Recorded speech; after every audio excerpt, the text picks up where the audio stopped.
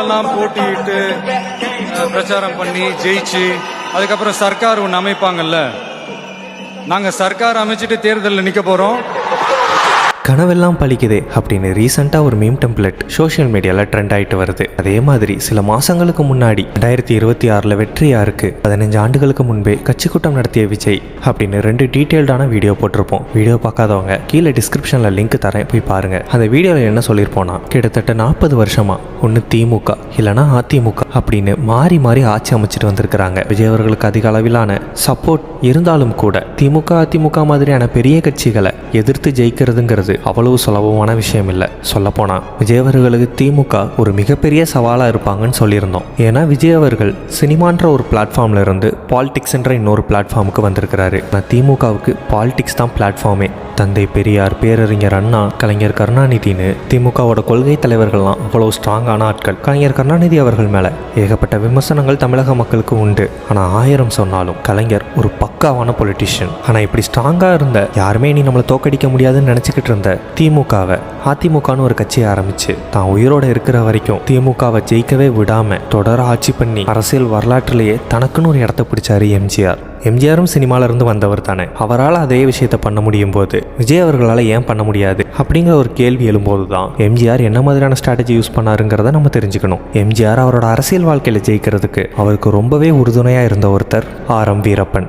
எம்ஜிஆரோட சிறந்த அரசியல் ஆலோசகர். அரசியலை பொறுத்தவரை அவர் பேச்சை கேட்டு தான் எம்ஜிஆர் முடிவே எடுப்பார். அவர் எந்த அளவுக்கு சிறந்த அரசியல் ஆலோசகர்னா, எம்ஜிஆர் மறைந்ததுக்கு அப்புறம் அவரோட இடத்தை நிரப்புறதுக்கு சூப்பர் ஸ்டார் ரஜினிகாந்த் அவர்களால் முடியும் அப்படின்னும், நீங்கள் கட்சி ஆரம்பிச்சா நான் உங்க கூட இருப்பேன் அப்படின்ற மாதிரி சில பேச்சுவார்த்தைகள் அப்போ போயிட்டு இருந்ததாகவும், ஒருவேளை ரஜினி ஆர்.எம். வீரப்பனை தன்னோட இணைச்சிக்கிட்டு அரசியல் கட்சி ஆரம்பிச்சிருந்தா கண்டிப்பாக அவர் முதலமைச்சர் ஆகியிருப்பார் அப்படின்னு ஒரு கான்ஸ்பிரசி தியரியும் உண்டு. ஆனால் இப்போ விஜய் அவர்கள் கூட ஆர்.எம். வீரப்பன் மாதிரி நல்ல ஆட்கள் இருக்காங்களான்னு சொல்லி கேட்டா, தாவேக்கல்ல நல்லாவே அரசியல் தெரிஞ்ச, அரசியல் பேசக்கூடிய, அரசியல் சார்ந்து முடிவெடுக்கக்கூடிய ஆட்கள் இருக்கிறாங்க. நிறைய பேர் நமக்கே தெரியாம திறமையானவங்க இருக்கலாம். நான் பொதுவாக எல்லாருக்கும் தெரிஞ்சபடி விஜய் அவர்கள் கூட இந்த அரசியல் பயணத்தில் அதிகமாக டிராவல் பண்றது அக்கட்சியினுடைய பொதுச் செயலாளர் ஆனந்த் அவர்கள் தான். சொல்லப்போனால் அவர் ஒரு சிறந்த அரசியல் ஆலோசகராக விஜய் அவர்களுக்கு இருக்கணும். அவர் பிரதானமாக பார்க்குற வேலை என்னன்னா, விஜய் அவர்கள் எங்கெல்லாம் போகிறாரோ அங்கெல்லாம் ஈவெண்ட் மேனேஜ்மெண்ட் பண்ணுற மாதிரியான ஒர்க் தான் அவருக்கு இருக்குது. விஜய் அவர்கள் வர்றதுலேருந்து வந்துட்டு போகிற வரைக்கும் கூட்டத்தை கட்டுப்படுத்துறது, ஆடியோ கரெக்டாக இருக்கான்னு செக் பண்ணுறது, பாதுகாப்பை உறுதிப்படுத்துறதுன்னு முழுக்க விஜயை சார்ந்து மட்டுமே அவருடைய செயல்பாடுகள் இருக்கும். அதை தாண்டி ஒரு கட்சியினுடைய பொதுச் செயலாளராக விஜய் அவர்களை துதிபாடுறதை தவிர அவர் எந்த ஒரு அரசியலும் எங்கும் பேசினதில்லை.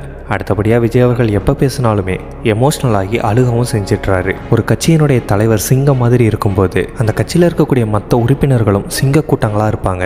ஆனால் கட்சியினுடைய பொதுச் செயலாளர் இந்த மாதிரியான விஷயங்களை பண்ணும்போது அவர் ஒரு ட்ரோல் மெட்டீரியலாக மாறுறாரு. இது தாவேகாவுக்கு ஒரு பலவீனமாக இருக்குது. இது ஒரு பக்கம். இன்னொரு பக்கம் எம்ஜிஆர் அரசியலில் தொடர்ச்சியாக வெற்றி பெற்றதுக்கு இன்னொரு காரணம் அவரோட சினிமா பயணம் தான். எம்ஜிஆர் திமுக வந்த பிறகு திமுகவுக்கு ஆதரவாக தன்னோட திரைப்படங்களில் வசனம் மூலமாகவும் பாடல்கள் மூலமாகவும் தொடர்ச்சியாக தன்னோட ஆதரவை கொடுத்துக்கிட்டே வந்திருப்பாரு. திமுக விட்டு வெளியே வந்ததுக்கப்புறம் தன்னோட கட்சிக்காக சினிமாவில் வசனங்கள் பேசுறதும், சொல்லப்போனால் சில படங்களில் மறைமுகமாக இல்லாமல் நேரடியாகவே ஒரு அரசியல் மேடையில் எம்ஜிஆர் அவருக்கே உரித்தான அந்த தொப்பி கண்ணாடிலாம் போட்டுட்டு எப்படி காட்சியளிப்பாரோ அதே மாதிரி ஒரு அரசியல்வாதியாகவே சொல்லப்போனால் முதல்வர் கதாபாத்திரத்திலேயே தன்னோட படங்களில் எம்ஜிஆர் நடிச்சிருக்கிறாரு. அவர் படத்தில் வரக்கூடிய அரசியல் வசனங்கள், பொது உடைமை சித்தாந்த பாடல்கள் மூலமாக தனக்கான அரசியல் பிரச்சாரத்தை அவரே மேற்கொண்டுட்டாரு. அது மக்கள் மனசில் ஆழமாக பதியவும் செஞ்சிருச்சு. ஆனால் விஜய் அவர்கள் அரசியலுக்காக தன்னோட கெரியர் உச்சத்தையே தூக்கி எறிஞ்சிட்டு கடைசி படமாக தளபதி 69 பண்ணுறாரு. இது அவருக்கு கடைசி படம். இந்த படம் ஒருவேளை தீபாவளிக்கு ரிலீஸ் ஆகுதுன்னா அடுத்த 2026 எலெக்ஷனுக்கு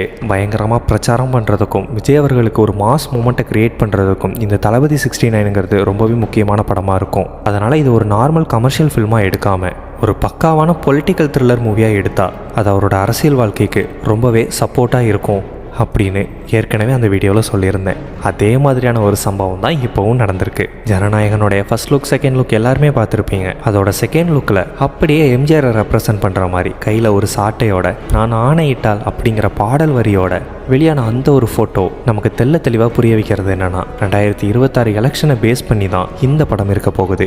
இந்த படத்தில் விஜய் அவர்கள் என்னென்ன மாதிரியான அரசியல் பேச போகிறாரு, அதற்கான குறியீடு அந்த ஃபர்ஸ்ட் லுக் செகண்ட் லுக்கில் இருக்கா இல்லையா, இது மாதிரியான மோர் இன்ஃபர்மேஷன் அடுத்த வீடியோவில் சொல்கிறேன். இந்த வீடியோ பிடிச்சிருந்தா உங்கள் ஃப்ரெண்ட்ஸ் அண்ட் ஃபேமிலியோட ஷேர் பண்ணுங்கள். இது மாதிரியான மோர் இன்ஃபர்மேஷனுக்கு நம்ம சேனலை சப்ஸ்கிரைப் பண்ணிவிடுங்க.